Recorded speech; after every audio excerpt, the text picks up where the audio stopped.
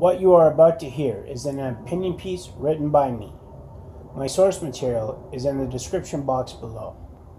Don't take my word for it. Do your own research and come to your own conclusions. Why I'm boycotting Wonder Woman 1984. Birth of a fanboy. I was 4 years old the first time I saw her.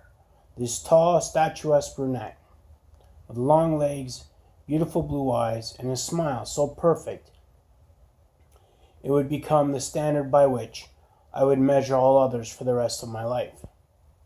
For 3 television seasons, Linda Carter portrayed the live-action incarnation of the Amazon princess Diana of Paradise Island. In the first season, she helped the Allies defeat the Axis powers during World War II, and for the next 2 seasons would face various threats from Earthborn terrorists to extraterrestrial invaders and time-traveling fiends. Every week, Wonder Woman would save the day in stunning, photogenic fashion, using both strength of mind and body, all the while maintaining the staunch belief that people could learn from their mistakes and change for the better. Linda's Wonder Woman believed in justice tempered with mercy, a hero with compassion, not unlike Christopher Reeve's Superman, which would come out the same year Linda would stop playing her most iconic role. There had been other female action heroes that had come around before this, including the often overlooked efforts of Kathy Lee Crosby, who played Wonder Woman in a 1974 made-for-TV movie. But without meaning to take anything away from those other women, no one's contribution was quite as big or trailblazing as Linda's, and nobody who follows will ever surpass it.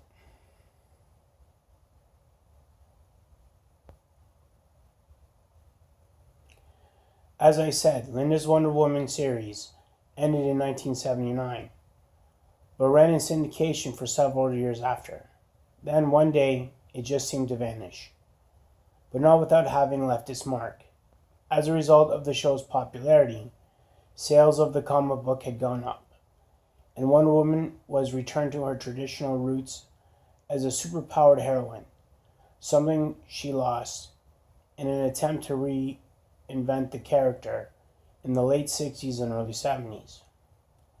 During the event known as Crisis on Infinite Earths, the Earth 1 Wonder Woman would revert back to the clay she was molded from, and the Earth 2 or Golden Age Wonder Woman would be summoned to Mount Olympus to live out the remainder of her existence. The Amazons of Paradise Island would apparently disappear from the new reality that the merging of all realities had created, and it would remain so until legendary artist George Perez would ask to do a very successful revamp of Wonder Woman and her people in 1987, which is the series I would come to collect when I got older. Some of you may wonder why I'm going through all this history in a monologue about why I'm not going to see the next Wonder Woman movie. And that is simply because I want everyone to have a full understanding of my fondness for the character. I'm not a man who's threatened by strong female imagery. I grew up surrounded by it. Wonder Woman, the Bionic Woman, Charlie's Angels, to their modern-day counterparts. So before any of the feminazis jump on me with false claims of misogyny, you can all just piss off, because clearly this is not the case.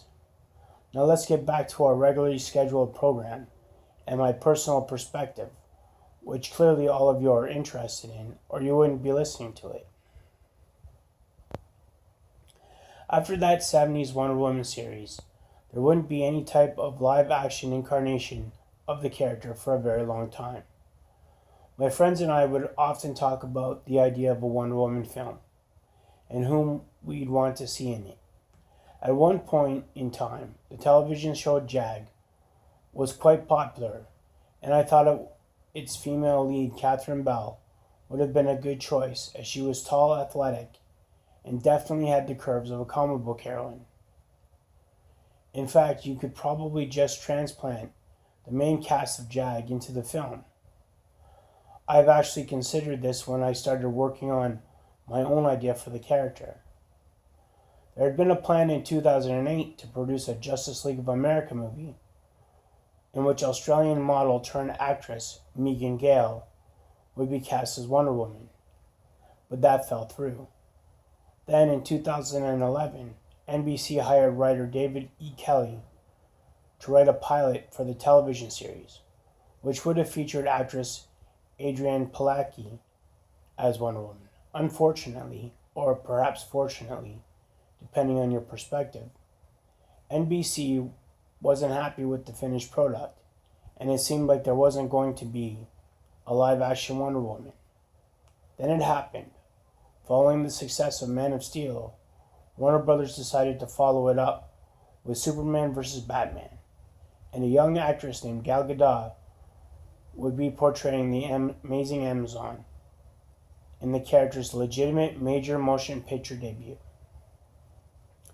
Some people had their doubts about Gal, and there was some blowback from morons over her having served in the Israeli military. I didn't care. I was just glad to know one of my favorite comic book heroes was getting a live-action upgrade. I was totally jazzed. Then I saw the trailer for the movie. A twitchy Lex Luthor who creates a fire-breathing Doomsday? No thanks. Besides, Gal was set to reprise the role in an actual Wonder Woman film, so skipping out on this flick would be no big deal.